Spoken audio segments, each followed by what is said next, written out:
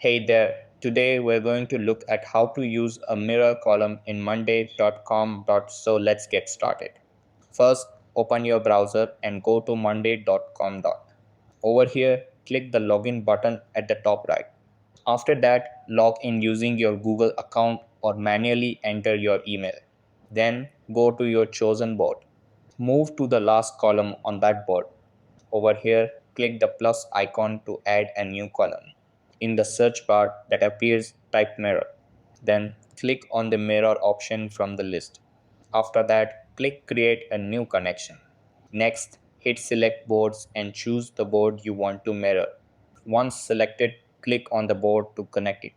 Then click connect boards. Now select the specific column you want to mirror. Once you've chosen the column, click done. And that wraps it up. Appreciate you watching. See you in the next